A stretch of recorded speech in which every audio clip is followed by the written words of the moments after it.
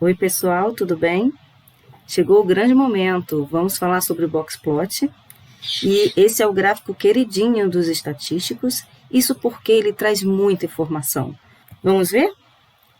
O gráfico do Boxplot, ou gráfico de caixas, ele é uma representação de 5 medidas resumo, de 5 medidas de posição. E, além disso, ele pode mostrar como se comportam os dados, como os dados se distribuem ao longo dos pontos. Mostra também a simetria. E também possibilita uma percepção visual dos outliers, que são aqueles valores discrepantes que fogem do conjunto de dados.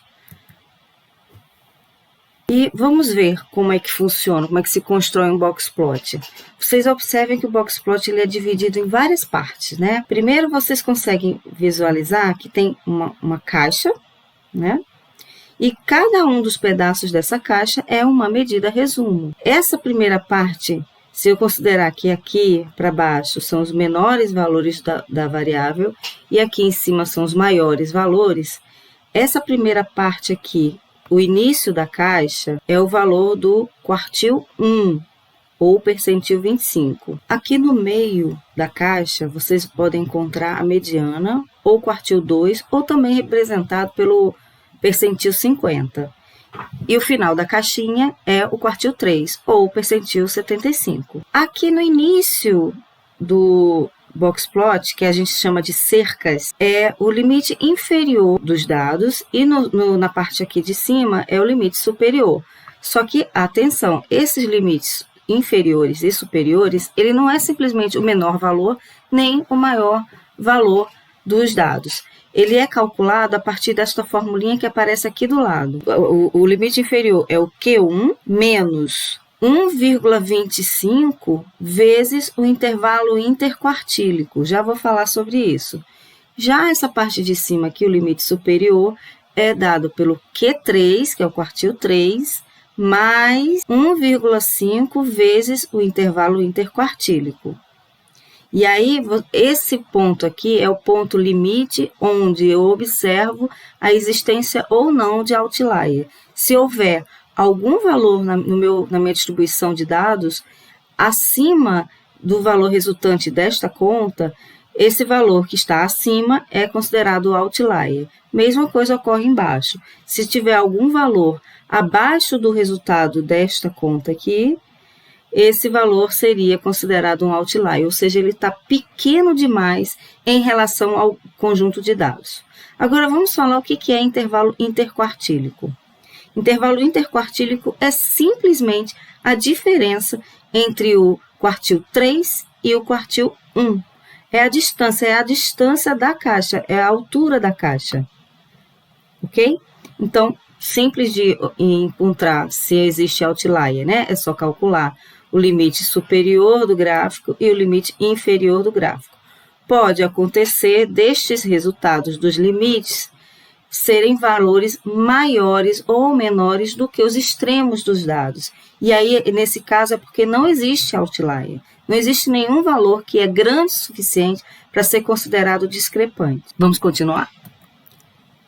A gente também consegue ver no Boxplot a existência ou não de assimetria. O que é assimetria? Assimetria é quando um lado é diferente do outro. E quando os lados são diferentes, é porque em algum lugar, em algum ponto do gráfico, houve mais concentração do que em outros. Sempre que você vê, como no caso desse gráfico aqui, esse primeiro gráfico, uma parte do gráfico que é mais estreita, é porque neste ponto do gráfico, os valores estão mais concentrados, tá? Do que, por exemplo, nessa segunda parte da caixa aqui.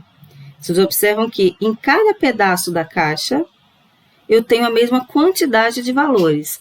Só que aqui, entre o quartil 1 e a mediana, eu tenho um espaço menor para a mesma quantidade de valores do que na segunda parte da caixa. Isso quer dizer que aqui os valores estão concentrados e aqui os valores estão espalhados. Então, isso mostra uma assimetria. E quando a assimetria ocorre do lado superior, na parte superior, eu digo que a assimetria é positiva. É o que ocorre nesses 3 gráficos verdinhos. Sempre tem alguma área maior do lado acima, né, no caso, da mediana. Então, nesse primeiro gráfico, a assimetria ocorre aqui. Nesse segundo gráfico, a assimetria está aqui na cauda, né?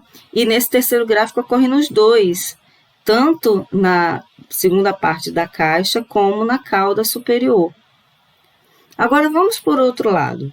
Vamos olhar agora a assimetria negativa. Ocorre exatamente o oposto.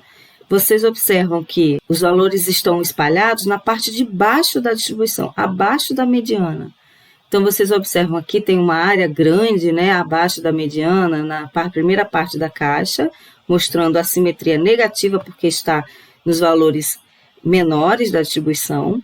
Aqui, a assimetria ocorre na cauda e a assimetria nesse último gráfico ocorre tanto na cauda como na primeira parte da caixinha. Então, a gente diz nesses casos aqui que são assimetria negativa, porque está nos valores menores da distribuição. Então, é isso. Percebem que tem muita informação sendo passada pelo Boxplot.